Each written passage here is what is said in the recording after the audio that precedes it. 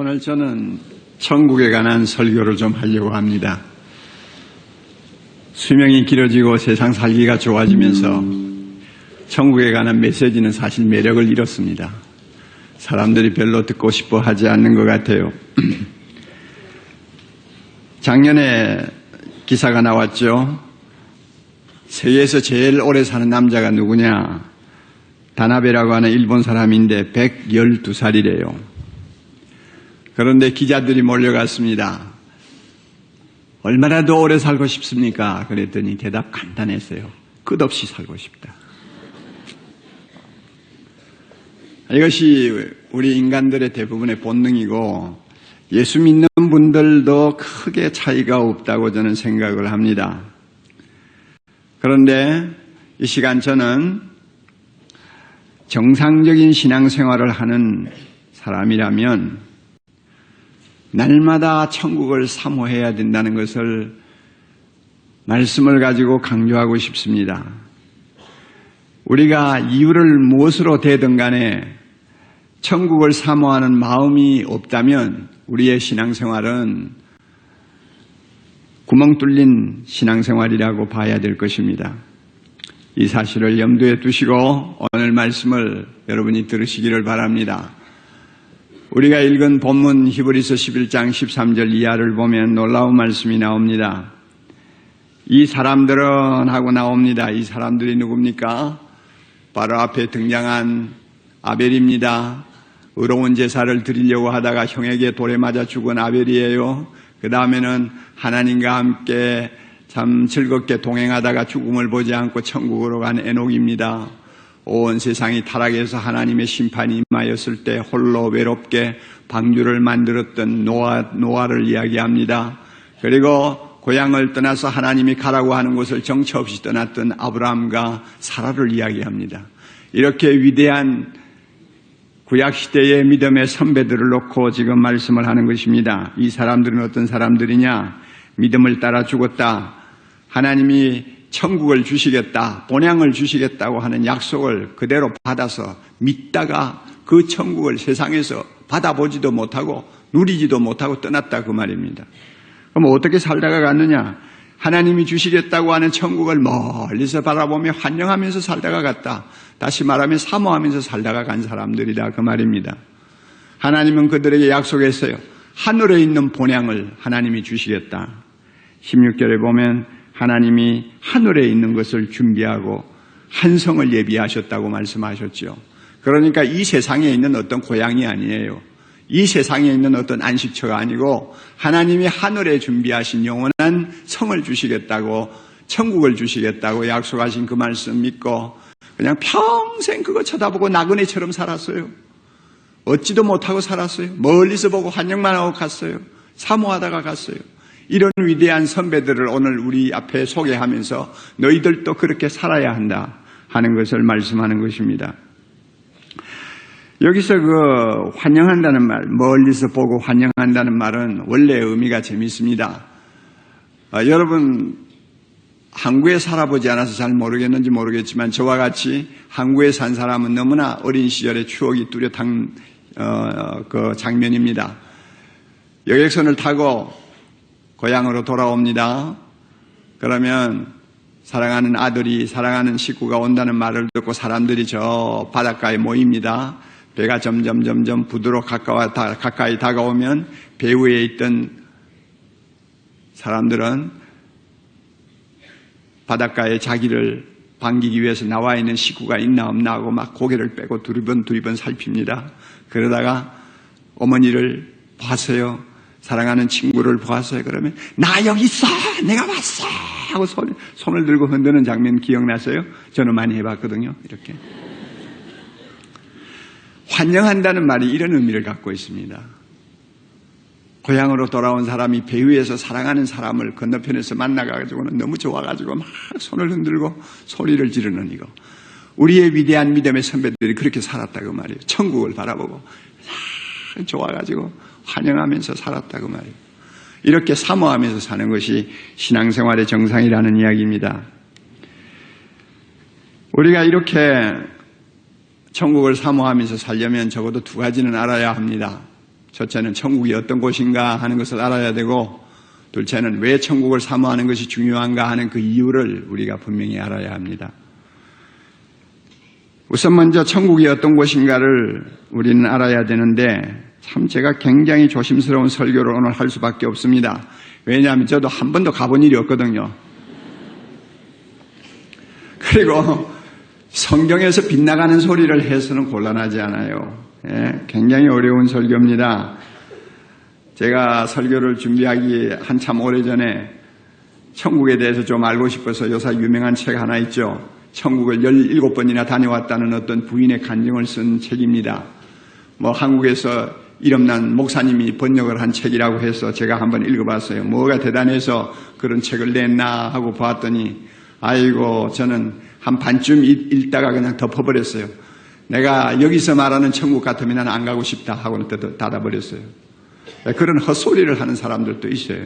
우리는 천국이 무엇이냐, 어떤 곳이냐 하고 알려고 할 때는 말씀에 충실해야 되고, 말씀을 통해서 추리하고, 말씀을 통해서 깨닫는 범위를 넘어서면 안 됩니다. 그러기 위해서 저도 많이 조심을 했습니다. 한 가지 아쉬운 것이 있다면, 하나님께서는 우리로 하여금 천국을 눈으로 보듯이 상세하게 설명을 해주지 않는다는 것입니다. 이유는 간단해요. 우리가 감당을 못하니까. 설명을 해주면 감당을 못하니까.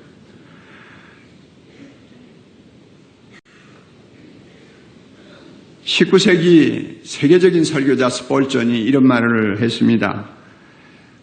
하나님은 어린아이에게 글자판을 주어서 알파벳을 배우게 하듯이 천국에 대해서 우리에게 대충대충 말씀해 주신다 그랬어요.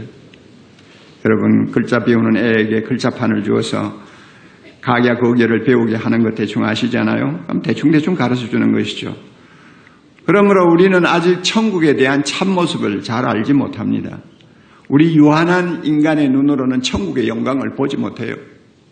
우리의 유한한 귀로서는 천국의 음악을, 감미로운 그 음악을 들을 수가 없어요. 우리의 유한한 눈을 가지고는 천국에 있는 그 놀라운 영광을 보지도 못하며, 우리의 좁은 마음으로는 천국의 그 큰 기쁨을 담을 수가 없어요. 하나님이 이것을 너무 잘 아시는 거예요. 그래서 자상하게 천국을 설명하지 않습니다. 그렇지만 우리가 믿음으로 우리의 위대한 믿음의 선배들처럼 천국을 사모하면서 살 수 있을 만큼은 가르쳐 주셨어요. 천국은 어떤 곳입니까? 우선 제일 먼저 말하고 싶은 것은 저주가 없는 곳이라는 말을 하고 싶습니다. 천국은 저주가 없는 곳입니다. 우리 인간이 죄를 범함으로 인해서 세상 만물이 저주를 받았어요. 이 세상의 악한 것들, 슬픈 것들, 고통스러운 것들, 허무한 것들, 비참한 것들, 우리가 말을 할 수가 없잖아요. 그거 일일이 예를 들 필요가 없잖아요. 얼마나 세상이 기가 막힙니까? 이것이 다 우리 조상이 범한 죄로 인해서 이 땅이 하나님의 저주를 받았기 때문에 나타나는 현상이요. 그로 인해서 우리가 한 생을 살면서 얼마나 많은 눈물을 우리가 쏟고 삽니까? 이게 저주의 결과라고 말이에요. 예수 믿는 우리 영혼은 저주에서 자유했지만은 육신은 여전히 저주 아래서 고통당하고 있는 것이 현실입니다. 그러나 천국에 가면 이 저주가 완전히 우리에게서 떠납니다. 우리는 저주로부터 자유합니다. 요한계시록 22장 3절에 다시 저주가 없으며 다시 저주가 없다. 다시는 저주가 없다. 하나님이 선언하셨어요. 저주가 없기 때문에 어떤 일이 일어나느냐? 요한계시록 21장 33절 4절에 이런 말씀이 있어요.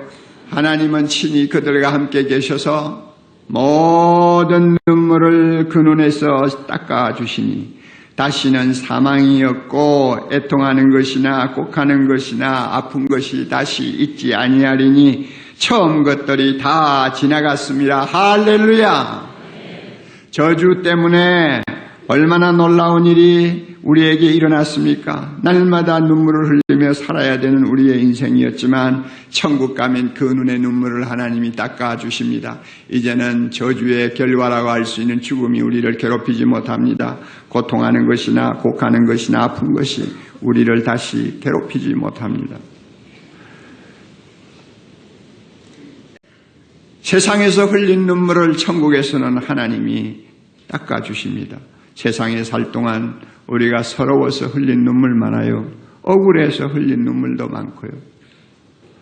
겉으로 흘리지는 않았지만 마음으로 너무나 힘들어서 눈물을 삼킨 일도 얼마나 많았습니까? 이 눈물 하나님이 닦아주시는 것입니다. 왜? 저주가 사라졌기 때문입니다. 우리 어린 시절 기억나지 않습니까? 밖에 나가서 어떤 힘든 일을 만나면 울고 있지 않아요? 그럴 때 우리 울음소리를 듣고 어머니가 달려와가지고는 왜 우냐 하면서 위로하면서 치맛자락을 가지고 우리 눈에 눈물을 닦아주시던 그런 어머니의 회상을 우리는 다 가지고 있습니다. 천국 가면 하나님이 그렇게 우리의 눈물을 닦아주십니다. 울음이 기수갈지라도 저녁에는 울음이 기수갈지라도 아침에는 기쁨이 온다는 말씀이 성취가 되는 것입니다. 천국은 이와 같이 저주가 사라진 곳이기 때문에 영원한 평화가 깃드는 곳입니다. 더 이상 정글에서 동물들이 서로 먹고 먹히는 피리 나는 혈투 같은 것을 보지 않아도 돼요. 표범이 어린 염소와 함께 누워 뒹구는 곳이 천국입니다. 모든 인간의 폭력이 사라지는 것입니다. 그래서 이사야 11장 9절에 놀라운 예언을 했습니다. 내 거룩한 산 모든 곳에서 해됨도 없고 상함도 없을 것이니 내 거룩한 산 모든 곳 천국에서는 해됨도 없다, 상함도 없다, 남을 해치는 일도 없고 상하게 하는 일도 없다 그 말입니다. 그 이유는 물이 바다를 덮음같이 여호와를 아는 지식이 세상에 충만할 것입니다. 저주 대신에 하나님을 아는 지식이 하나님을 영화롭게 하는 찬송소리가 가득한 곳입니다. 이게 천국이에요. 이런 이야기만 들어도 우리 마음이 천국을 향해서 달려가야 됩니다. 정말 얼마나 좋은 곳일까. 그냥 생각만 해도 가슴이 뛰는 그런 감격이 우리에게 있어야 합니다. 이런 은혜를 주시기를 바랍니다. 천국은 어떤 곳인가? 이 세상과 크게 다르지 않는 곳입니다. 여러분 이것은 오해하지 말고 들으세요. 천국이 어떤 곳인가? 이 세상과 크게 다르지 않는 곳이라 그 말이에요. 성경학자들은 이야기합니다. 천국은 세상과 동일할 것이다. 무슨 말이야? 예, 충분히 그렇게 말할 수 있습니다. 천국에도 하늘이 있습니다. 천국에도 땅이 있습니다. 천국에도 삼라만상이 있습니다. 천국에도 몸을 입고 사는 인간이 있습니다. 세상과 다르지 않아요. 다르다고 하면은 모든 것이 새 것이라는 것입니다. 하나님이 새 하늘과 새 땅을 창조하셨어요. 새 하늘과 새 땅을 우리에게 주셨어요. 모든 것이 새 것이에요. 삼라만상이 새 것이에요. 우리의 몸도 마찬가지예요. 새 몸이에요. 그래서 계시록 21장 5절에 보라 내가 만물을 새롭게 하노라. 만물을 새롭게 하노라. 우리 지금 보고 듣고 느끼고 만지고 하는 모든 만물 모든 것을 하나님이 새롭게 하시되 원래의 모습으로 만물을 회복시켜주는 것입니다. 에덴 동산의 모습일까요? 아니요. 그거보다 더 완벽하고 완전한 모습으로 만물을 완전히 새롭게 하셨어요. 그 만물을 우리가 즐기고 사는 곳이 그곳입니다. 그러니까 세상과 다를 바가 없어요. 더 좋은 세상이죠. 한마디로 말하면은. 만물을 새롭게 한다고 했으니 만물은 그대로 존재하는 것입니다. 온 천지 만물, 우주 만물 그대로 존재하는 그 환경 속에서 우리가 사는 것입니다. 우리는 부활하신 예수님의 몸을 알지 않습니까? 부활하신 예수님은 신령한 몸을 입고 나타나셨습니다. 그러나 유령은 아니었습니다. 뼈가 있고 살이 있었습니다. 시공의 제한은 받지 않았지만은 제자들과 마음대로 만나서 대화하시고 나누시고 식사하시고 하나님 나라에 관한 설명을 하시고 교제하셨어요. 우리 예수님 그렇게 하셨다면 그런 몸을 우리도 함께 있게 되는 것이 천국입니다. 그래서 천국은 어떤 곳이냐? 천국은 우리가 보고 만지고 듣고 즐기며 살 수 있는 실제적인 장소요, 현실이 되는 것입니다.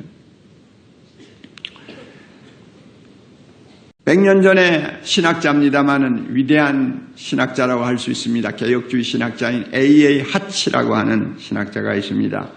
그 학자가 이런 말을 했어요.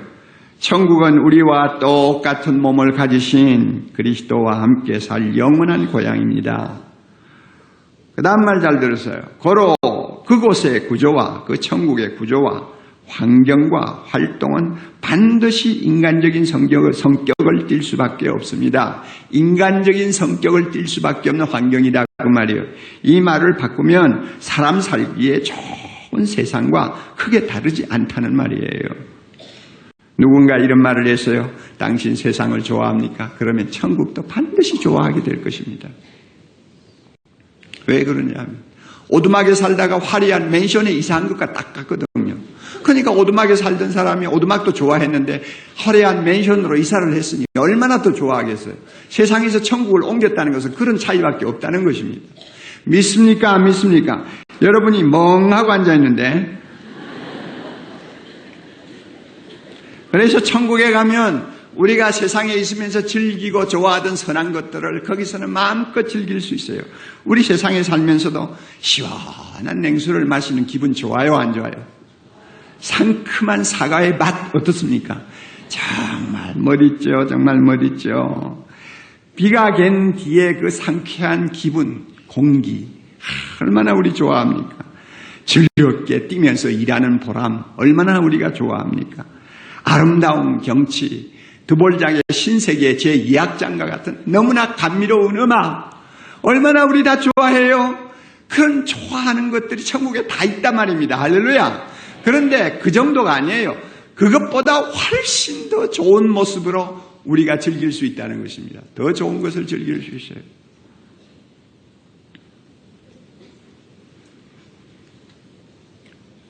이렇게 설명을 하는데도 천국을 사모하지 않는다면 그 사람은 목석이죠.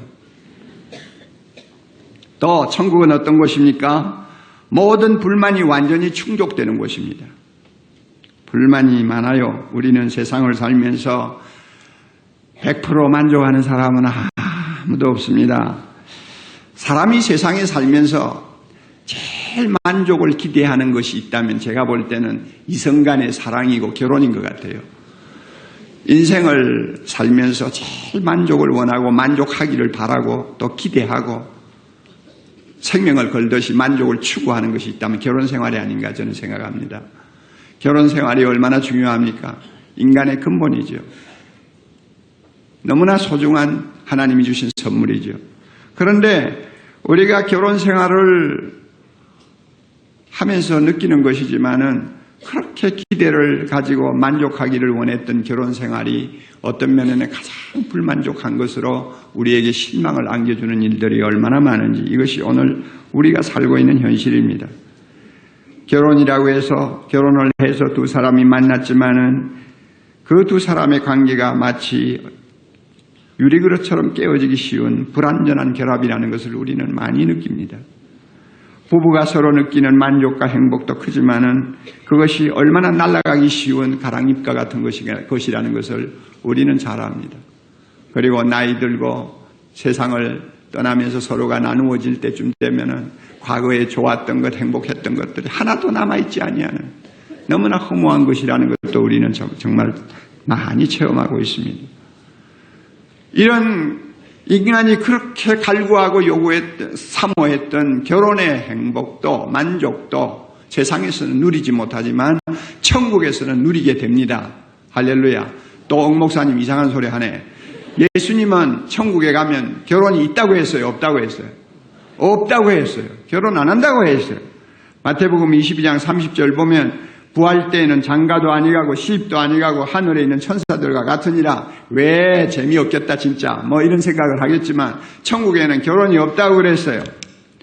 이 말은 천국에는 성별이 없다는 말이 아니에요. 세상에서 남자는 천국에도 남자입니다. 세상에서 여자는 천국에서도 여자입니다.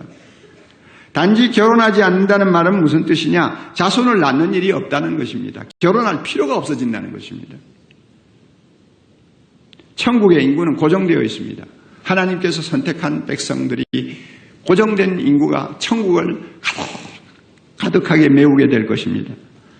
그러므로 천국에 가서는 세상에서처럼 남자는 여자라는 동반자를 필요로 하고 여자는 남자라는 보호자를 필요할 필요가 없어요. 왜냐하면 여자고 남자고 완전한 존재가 되기 때문입니다. 거기에 뭐 더 필요한 것이 없어요. 이런 의미에서 천국에서는 이성에 대한 관심이 없습니다. 필요가 없기 때문에. 남편은 아내에게서 해방됩니다. 아내는 남편으로부터 해방됩니다. 할렐루야!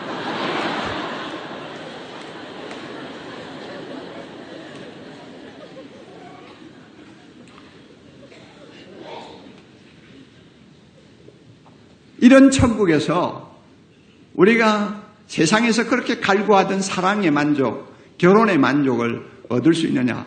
하나님께서 얻을 수 있도록 해주세요. 왜냐하면 결혼관계보다도 훨씬 더 완전하고 훌륭한 것에 우리 모두가 포함이 되어버리기 때문입니다. 결혼해서 우리가 느끼는 행복감과 만족감에 비교할 수 없는 완전하고 만족스러운 인간관계를 우리가 누리고 살게 되기 때문입니다. 이게 천국이에요. 세상에서는 두 사람이 서로 사랑하고 두 사람이 서로 위해주고 친밀하게 살았지만 천국 가면은 그 천국에 있는 남녀 모든 성도들과 함께 세상에서 우리가 누리던 이성 간의 사랑보다 더 진한 사랑으로 세상에서 우리가 가졌던 두 사람의 친밀함보다도 더 기막힌 친밀함을 우리가 함께 누리면서 사는 영광스러운 행복을 맛보게 됩니다. 그러니까 세상에서 우리가 결혼 생활에 만족하지 못했다 할지라도 천국 가면 그것보다도 몇 갑절의 만족을 누리면서 살 수 있게 됩니다. 이게 천국이에요. 결혼 생활뿐만 아니에요. 다른 모든 것에서 우리는 완전히 만족하게 될 것입니다. 20세기에 참 위대한 기독교 변증가고 극작도 작가였던 또 캠브리지 대학교 교수였던 루이스의 말에 저는 공감합니다. 세상에서 최고의 감동적인 아름다움을 경험했을지라도 그것은 천국을 조금 맛본 정도에 지나지 않습니다. 천국에서 누릴 진정한 기쁨에 비해서 세상의 아름다운 것을 보고 기뻐하는 것은 공허하고 희미한 유령과도 같은 것입니다. 그 다음에 말이 중요합니다. 어린아이가 배가 고파 웁니다. 왜 웁니까? 젖을 주는 엄마가 있기 때문에 웁니다. 세상에서 왜 만사에 불만이 많습니까? 만족하지 못합니까? 그것을 만족시켜 줄 수 있는 천국이 있기 때문에 우리가 불만을 느끼는 것입니다. 맞아요, 안 맞아요? 맞아요. 그러므로 이 세상에서 우리가 체험하는 불만족, 갈증, 허젓함, 이 모든 것은 모두가 다 천국을 우리로 하여금 천국을 향하도록 만드는 길가에 세우는 표시판과 같은 것입니다. 왜 불만합니까? 왜 불만족이 있습니까? 천국이 있기 때문에 불만족한 거예요. 천국 가면 다 만족하게 될 테니까 할렐루야. 예, 이게 천국이에요. 천국은 어떤 곳입니까? 아주 중요한 것 하나 있습니다. 천국은 밤낮 하나님을 찬양하고 경배하는 곳입니다. 아유, 1시간 예배도 힘든데 밤낮 없이 예배만 드린다니 그 보통 고역이 아니겠구나 그렇게 생각할지 모르지만은 여러분 그것은 우리가 인간으로서 하는 소리고 천국에는요 하나님의 존재가 가장 최고의 기쁨이요 행복이 됩니다. 할렐루야. 하나님이 아니면 모든 것이 존재의 의미를 잃어버리는 곳입니다. 하나님에게서 나오는 자비와 거룩과 선하심과 지혜의 강선이 온 우주 만물을 감싸고 있는 것이 천국입니다. 그러므로 예배만큼 천국을 천국되게 하는 것이 없어요. 계시록 7장 9절 10절 보면 천국의 예배 장면이 나오죠. 각 나라와 족속과 백성에서 아무도 능히 셀 수 없는 큰 무리가 나와서 흰옷을 입고 손에 종려나무 가지를 가지고 보좌 앞에 있는 보좌 앞과 어린 양 앞에 서서 큰 소리로 외쳐 찬양합니다. 뭐라고 찬양합니까? 구원하심이 보좌에 앉으신 우리 하나님과 어린 양에게 있도다. 구원하심이 보좌에 앉으신 우리 하나님과 어린 양께 있도다. 그게 얼마나 기가 막히겠어요. 이런 찬송의 행복을 위대한 4세기의 위대한 교회 지도자였고 교부였던 어거스틴이 이렇게 표현을 했어요. 끊임없이 바라보게 되고 실증남이 없이 사랑하게 되고 지침 없이 찬양하게 될 하나님은 우리가 바라는 목적이 될 것입니다. 또 한번 끊임없이 바라보게 되고 실증남이 없이 사랑하게 되고 지침 없이 찬양하게 될 하나님, 그 하나님을 우리는 바라면서 찬양하게 될 것입니다. 그러니 무슨 뜻입니까? 보고 보아도 또 보고 싶고 사랑하고 싶고 사랑하고 또 사랑해도 또 사랑하고 싶고 찬양을 불러도 지치지 않고 또 부르고 싶으면 그것만큼 큰 행복이 어디 있습니까? 천국은 하나님을 그렇게 찬양하는 곳이라고 말이에요. 이상과 같이 제가 천국에 대해서 몇 가지 중요한 것만 여러분에게 말씀을 드렸습니다. 그러면 이와 같이 천국에 대해서 알았으면 우리가 해야 할 중요한 일이 하나 있습니다. 그것은 천국을 사모하는 것입니다. 천국을 사모하는 것은 신앙생활을 하는데 너무나 중요합니다. 왜 그런지 아십니까? 이제 몇 가지 잘 기억하세요. 첫째는요, 세상에 우리가 깊이 빠지지 않기 위해서 천국을 사모해야 됩니다. 이 세상에는 천국을 가리는 그림자가 너무 길고 짙게 깔려 있습니다. 그래서 일반적으로 사람들은 천국보다 세상을 더 평안하게 여깁니다. 이 세상을 떠난다는 것을 굉장히 두려워합니다. 이런 생각과 감정은 너무 완고해서 부수기 어려운 요새와 같아요. 그래서 이 세상이 주는 모든 즐거움을 다 누리기 전에는 천국이 아무리 좋다고 해도 절대 가고 싶어 하지 않는 것이 사람들의 심리예요. 예수 믿는 사람 가운데서도 이런 분들이 많아요.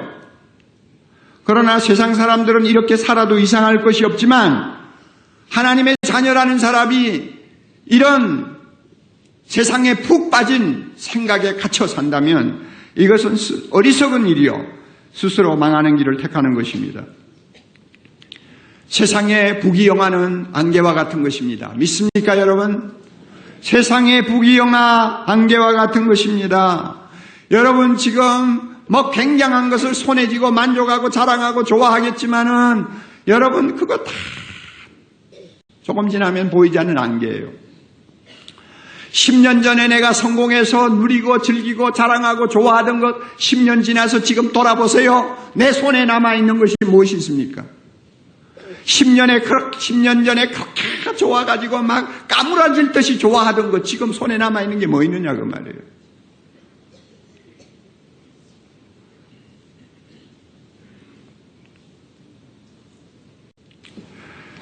천국을 사모하라고 하면 흔히들 이것은 현실 도피라고 생각을 합니다. 염세주의자가 하는 짓이라고 생각을 합니다. 아니에요. 위의 것, 더 완전한 것, 더 영원한 것을 사모하는 태도는 긍정이지, 전진이지, 도피도 아니요, 염세도 아닙니다. 거꾸로 악하고 일시적이고 허무한 세상에 집착하는 자들이 도피주의자들이죠. 일시적인 것의 그림자 뒤에 숨어서 영원한 것을 보지 않으려고 하는 자가 도피하는 자들이지요.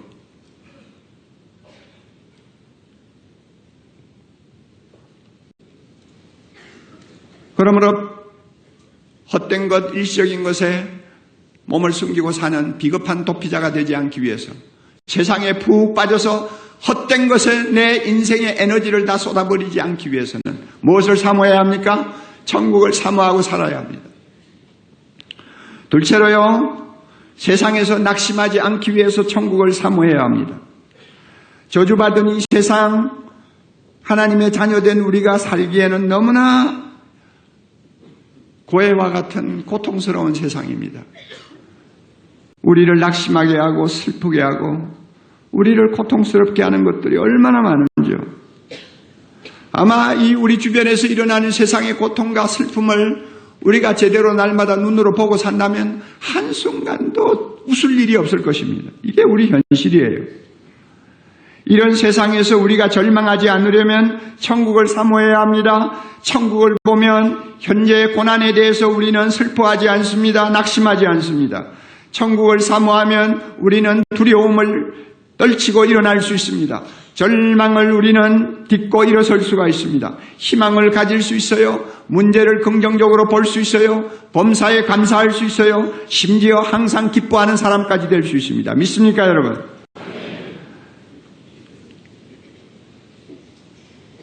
제가 사랑하는 친구 목사가 있습니다.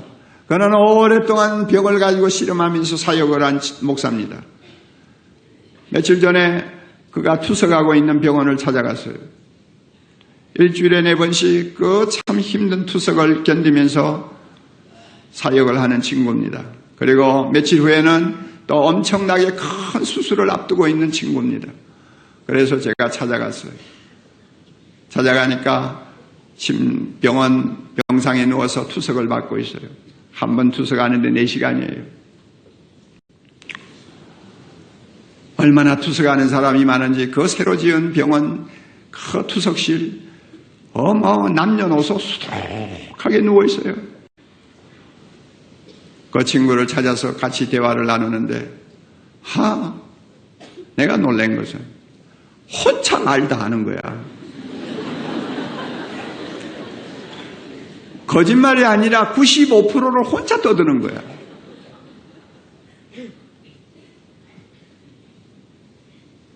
누가 투석을 받고 있는지 착각을 할 정도야.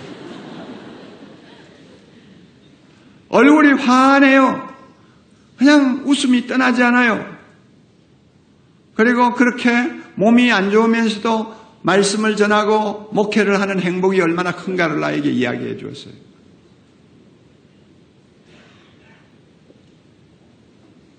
그리고 기쁘대요. 점점 저는 기가 죽어가지고 말도 못하고 앉아 있었어요. 그래가지고 1시간쯤 이제 같이 이야기를 나누고 제가 떠나면서 야, 너 말 좀 적게 해라.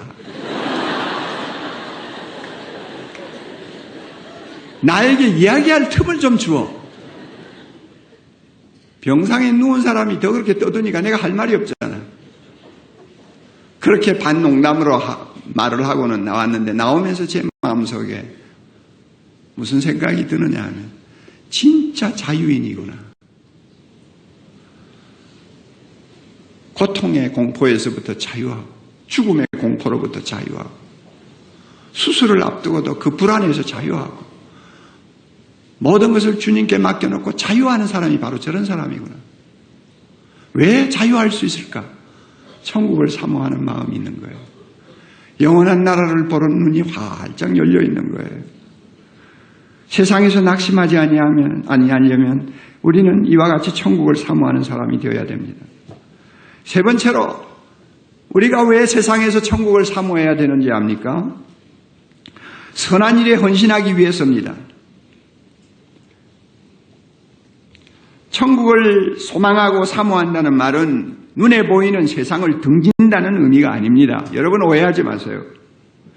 반대로 선한 일에 더 적극적인 사람이 된다는 의미입니다. 왜냐하면 우리 주님이 값없이 우리를 구원하셨습니다. 할렐루야. 모든 죄에서 우리를 용서해 주셨습니다. 할렐루야. 하나님의 선하시고 아름답고 거룩한 자녀로 삼아주셨습니다. 믿습니까? 성령께서 항상 우리 마음을 떠나지 않고 우리를 붙들고 믿음 안에서 살게 하시고 말씀 안에서 살게 만들어줍니다. 믿습니까, 여러분? 하나님이 이렇게 우리를 구원하신 이유가 있어요. 그 이유는 뭐냐 하면 세상에서 선한 일을 많이 하도록 하기 위해서입니다. 그래서 에베소 2장 10절에 우리는 그가 만드신 바라 그리스도 예수 안에서 선한 일을 위하여 지으심을 받았다 하고 말씀합니다. 우리를 왜 구원하셨느냐? 그냥 천국에만 데리고 가기 위해 구원한 것이 아니고 이 세상에 살면서 선한 일 열심히 하라고 우리를 구원하셨다 그 말입니다. 선한 일이 무엇입니까? 이 세상을 복음으로 구원하는 것입니다. 선한 일이 무엇입니까? 이 세상에 있는 모든 악을 대항하여 선한 싸움을 싸우는 것입니다. 이 선한 일이 무엇입니까? 이 세상에서 정말로 사람들이 잘 살게 만들고 후손들이 후손을 행복하게 만들고 이 사회가 더 발전하도록 하기 위해서 우리에게 주신 소명대로 충성하는 것이 선한 일입니다. 선한 일이 무엇입니까? 고통하고 가난한 이웃들을 그리스도의 사랑으로 돕는 것입니다. 이런 선한 일을 하라고 우리를 구원하셨기 때문에 왜 천국을 사모해야 되느냐? 천국을 사모하는 사람일수록 이 선한 일에 더 열심을 다할 수 있기 때문입니다. 그렇기 때문에 주님께서 천국의 상급을 약속하셨다고 했습니다. 요한계시록 22장 12절 보라 내가 속히 오리니 내가 줄 상이 내게 있어 각 사람에게 그 행한 대로 갚아주리라. 세상에서 우리가 선한 일을 열심히 하지 아니한다면 상급이 무슨 소용이 있어요? 그러나 주님께서 상급을 마련하신 것은 천국을 사모하는 사람일수록 선한 일을 위해서 평생을 바치는 헌신자가 될 수 있기 때문입니다. 다시 C.S. 루이스의 말을 인용하고 싶습니다. 그의 말을 들으면 공감이 갑니다. 역사를 더듬어 볼 때에 이 세상을 위해서 가장 많이 일한 사람이 누구인가? 대답은 천국을 가장 많이 생각했던 그리스도인이었다고 그는 말합니다. 저는 여기에 공감합니다. 폭정과 사치가 난무했던 로마 제국을 하나님의 거룩한 나라로 바꾸어 놓은 주역들이 누굽니까? 천국을 사모하고 살던 사도들과 그 당시의 초대교회 성도들이 아니었습니까? 숨이 막힐 만큼 어두운 중세기를 진리로 강명하게, 진리로 환하게 비추면서 사람들에게 삶의 의욕을, 삶의 의미를 깨닫게 해주었던 위대한 성각자들이 누굽니까? 종교개혁자들과 거룩한 경건한 사람들이 아니었습니까? 그들 모두는 천국을 사모하고 살던 사람입니다. 100년 전, 150년 전 한국이 우상숭배와 각가지 나쁜 악습에 시달리면서 고통하는 백성들을 그 고통에서 건져내고 이 세상을 좀 더 살기 좋은 세상으로 바꾸는데 헌신한 사람들이 누굽니까? 예수 천당하면서 날마다 하나님 나라를 바라보던 우리 위대한 믿음의 선배들이었습니다. 믿습니까 여러분? 그들이 있었기 때문에 이 나라가 이만큼 개선되고 평화로운 나라, 자유스러운 나라가 될 수 있었습니다. 그러니까 누가 이 세상을 위해서 가장 많이 일한 사람인가? 천국을 가장 많이 생각한 사람들이라는 말은 절대로 과장된 말이 아닙니다. 계속해서 그의 말을 더 들으세요. 그는 이렇게 말합니다. 그러나 교회가 타락하여 대부분의 그리스도인들이 천국을 더 이상 생각하지 않게 되었을 때 기독교는 세상에서 그 힘을 잃고 말았습니다. 교회가 배가 불러서 천국을 더 이상 생각하지 않게 되었을 때 교회는 세상에서 힘을 잃어버렸어요. 그 다음 말이 중요합니다. 교회가 천국을 향하면, 예수님을 믿는 사람이 천국을 사모하면 세상을 덤으로 얻을 것입니다. 그러나 예수 믿는 사람이 그 마음을 세상으로 향하면 천국도 잃어버리고 세상도 잃어버릴 것입니다. 이게 역사의 교훈이에요.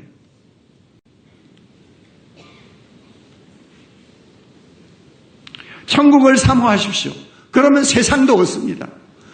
그러나 천국을 잊어버려요. 그러면 천국도 잊어버리고 세상도 잊어버립니다. 오늘 우리가 어떤 상황에 놓여 있는지 우리 자신을 다시 한번 깊이 반성할 필요가 있습니다. 왜 천국을 사모해야 됩니까? 한 가지 더 이유를 말합니다.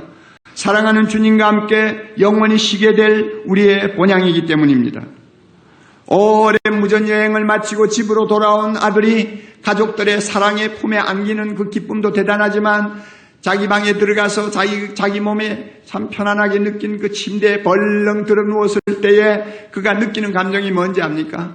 야, 좋다. 역시 집이 최고야. 그렇죠? 우리가 천국에 가면 그런 감정을 느끼게 될 것입니다. 참 좋다. 예수님이 우리와 함께하는 그 천국은 너무나 행복하고 편안한 곳입니다. 그래서 228장의 찬송가에 이런 가사가 있어요. 이곳과 저곳 멀지 않다. 주 예수 건너오셔서 내 손을 잡고 가는 것 내 평생 소원이로다. 이곳과 저곳 멀지 않다. 주 예수 건너오셔서 내 손을 잡고 가는 것 내 평생 소원이로다. 이게 목이 좀 좋으면 참 좋은데. 이곳과 저곳 멀지 않다. 내 예수 건너오셔서 손을 잡고 가는 것 내 평생 소원이로다. 이게 천국이에요. 결론적으로 말씀드립니다. 천국은 우리가 받을 자격이 없는데도 하나님이 우리에게 약속하신 선물입니다. 하나님께서는 우리를 위하여 천국을 만드셨습니다. 할렐루야. 우리는 천국을 위해서 만들어졌습니다. 그러므로 천국은 우리의 본래의 본향입니다. 이게 천국입니다. 세상은 꿈입니다. 천국은 아침입니다. 꿈은 반드시 깹니다. 그러면 찬란한 햇살이 비치는 아침이 올 것입니다. 그러므로 우리가 천국에 합당한 신앙인이 되어야 합니다. 그러기 위해서 날마다 사모하며 살아야 합니다. 모든 준비가 끝나면 우리 주님 재림하실 것입니다. 그때가 되면 이 세상은 끝장을 맺습니다. 극작가가 무대 위로 성큼성큼 걸어 나오면 연극은 끝나는 것입니다. 우리 주님 재림하시면 이 세상은 끝납니다. 그날이 되면은 세상에 살 동안 천국을 사모하면서 신앙생활 착실히 하고 성실하게 하고 충성하던 위대한 하나님의 백성들이 새하늘과 새 땅을 가득히 채우고 영광의 하나님을 찬양하는 놀랍고 황홀한 코러스가 울려 퍼질 것입니다. 그때 우리 모두가 어디에 서 있어야 합니까? 여러분, 그때 우리가 그 가운데 서서 그들과 함께 찬양하는 사람이 되어야 하지 않겠습니까? 할렐루야, 찬송하는 그날이 올 것입니다. 우리 중에 한 사람도 예외가 없기를 바랍니다. 이 가운데서 교회는 나오시지만 아직도 예수를 믿지 않고 계시는 분 계시나요? 여러분, 헛된 세상에 속아서 그 아까운 에너지, 그 아까운 시간 보내지 마시고 정말 천국을 사모하는 신실한 하나님의 자녀 되십시오. 그리고 보람있게 세상을 사시고 하나님 나라에 가서 영원토록 주님과 함께 안식하는 복된 축복을 누릴 수 있기를 바랍니다. 기도하십시다.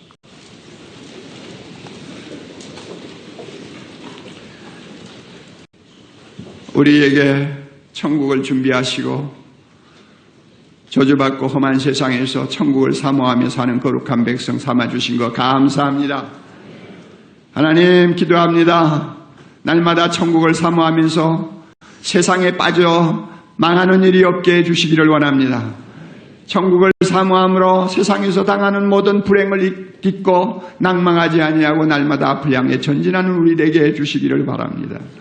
천국을 사모함으로써 세상에서 선한 일에 더 열심을 하여 이 세상에 기여하는 우리 모두가 되기를 간절히 원합니다. 천국을 사모함으로 주님과 함께 영원히 거할 그 아름다운 본향이 우리의 마음의 위로가 되고 기쁨이 될 수 있도록 축복해 주시기를 바랍니다. 세상을 살면서 너무나 힘들게 고통하는 우리 성도들 많이 있습니다. 날마다 인생고의 짐이 너무나 무거워서 하나님 아버지 웃을 힘도 없는 고통을 겪는 자녀들도 많이 있습니다. 예상치도 아니한 슬픔과 고통과 비참함과 병고를 가지고 실험하는 성도들도 있습니다. 지금은 잘되고 지금은 모든 것이 형통하지만 내일이 불안해서 잠을 이루지 못하는 자녀들도 있습니다. 주여, 우리의 눈을 열어 천국을 사모하게 하옵소서. 천국을 사모하게 하옵소서. 거기에서 우리가 희망을 얻게 하시고 다시 일어날 수 있는 힘을 얻을 수 있도록 축복해 주시옵소서. 예수님 이름으로 기도하옵나이다. 아멘.